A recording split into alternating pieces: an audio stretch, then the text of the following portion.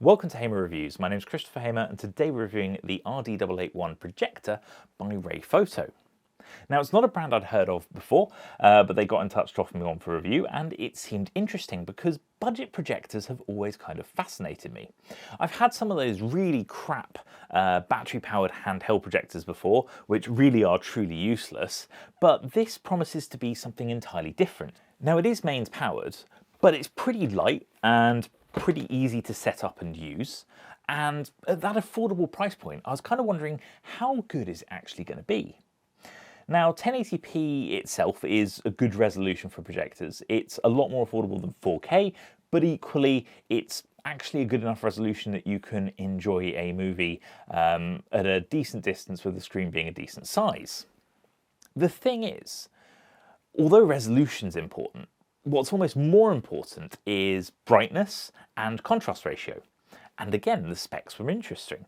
A contrast ratio of 10,000 to 1 and a brightness of 9,500 lumens. Now, don't get me wrong, 9,500 lumens isn't going to set the world on fire, metaphorically, but it's not bad. It's getting to that point where actually, yes, it's usable.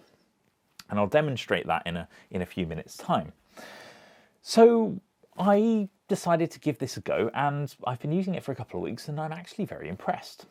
The first thing I'd like to point out is inputs. Inputs are really important in a projector because if you can't easily connect to it, then what's the point? But instead we have two HDMI ports, we have two USB ports, and then we have a composite input and a headphone output.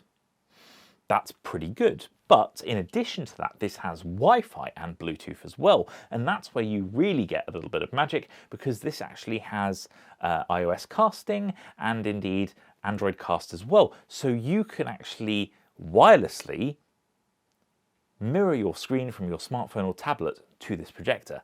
That is incredibly useful, especially if you, for instance, want to use this for business presentations.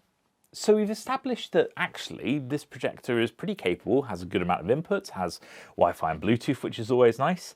But is it easy to use? And yes, it is. I mean, those inputs are already very useful. It comes with a remote, which you can use to turn it on, or you can use the touch sensitive controls on the top. But if I turn this on briefly, you should be able to make out the image even in this incredibly bright studio environment. I mean, I've got two large studio lights in front of me, two to the side of me. This is about the worst kind of situation that you can get. But I think actually you can see this pretty clearly. Now, if we just sharpen this image slightly, that's about right, I think. I think this is a pretty good representation. This is the menu that it will open up to each time. You can see that it's connected to Wi-Fi because I've already inputted my network name and password. One very small note, the password keyboard is really annoying. It's completely non-standard and therefore takes you a while to input long passwords, but such is life. So if we wanted to use either of the HDMI ports, we'd have to select them here manually because otherwise it actually won't automatically open whatever is connected. But in our case, if we select iOS cast, which I think is the most interesting part of this, I can take out my phone. And if we open up screen mirroring, give it a couple of seconds, and there we have it. There is my phone's home screen. And from there, we could open up, for instance, YouTube, and we could open up one of my videos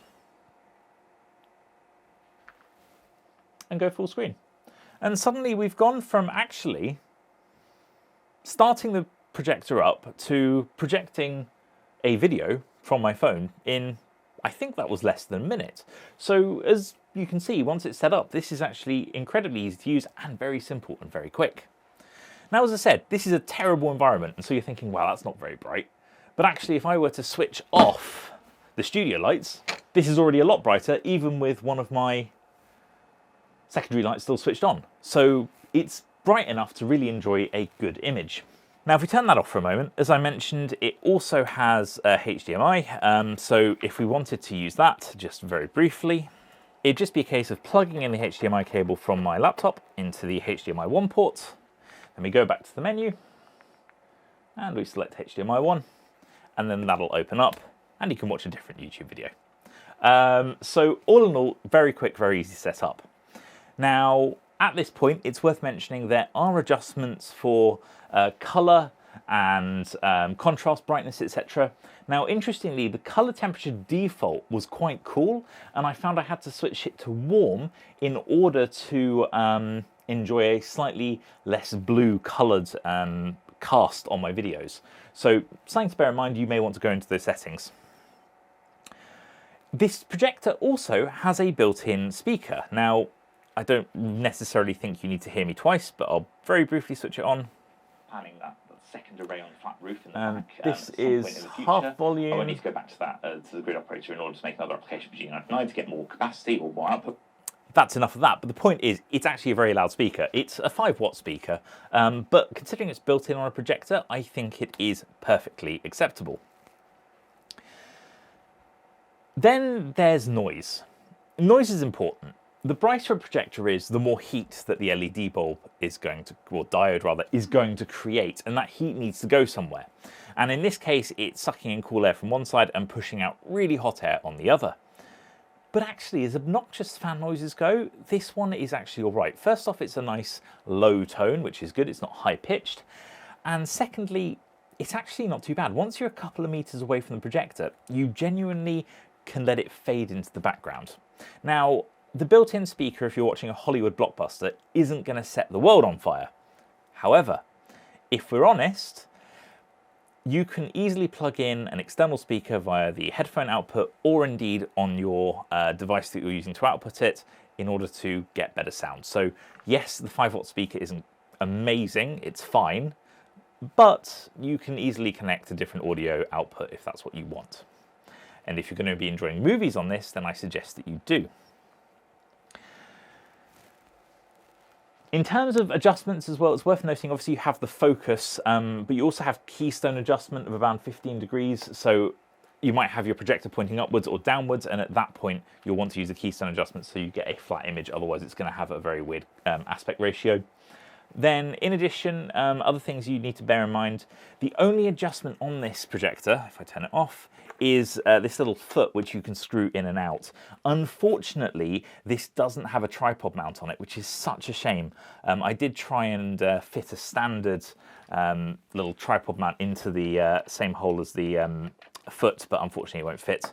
But yeah, it would have been nice if this had a tripod mount, because it is only 1.2 kilograms, and so it's light enough that you could, in theory, attach this to a tripod and use it wherever you want nice and easily. So, bit of a shame that doesn't work, but I might have some projects in mind to perhaps create a clamp so I can easily do that. Now, the image size you can create is about 50 inches from 1.5 meters distance, but if you go back 3.7 meters, you will have a 120-inch screen. Now, that's huge, if we're completely honest. I definitely think that at that point, you need to have a very dark room, because the bigger the image is made, the less light you're going to have in the individual areas, so you're going to want a darker room in order to really enjoy it. But I did try it out, taking up pretty much this entire wall that you can see on video, and the image looked great. As long as I turn these studios lights off, it's actually very enjoyable, and I used it to play a fair bit of PlayStation, and it worked really well. So the 60 Hz 1080p nature of this means you can enjoy gaming on it as well. Obviously, it's not a gaming projector, but it'll do more than well enough. I mean, we watched a couple of movies on it, and it was perfectly acceptable. For £170, I'm really impressed. You have a very easy to use projector that does just work. You get a remote control with it, which you can use to actually change settings nice and easily. One thing I hadn't mentioned before, but you even get this backpack case, which is kind of wild. It's a bit OTT, but nice to have, I guess, if you're going to be taking it around with you, alongside, you know, a HDMI cable, an AC adapter, the composite cable, sorry, so you can plug it into, say, an old game console or an old VHS player. And yeah, it just works. Yes, perhaps it would be nice for it to be slightly quieter, and I would absolutely love to have a proper mount on it.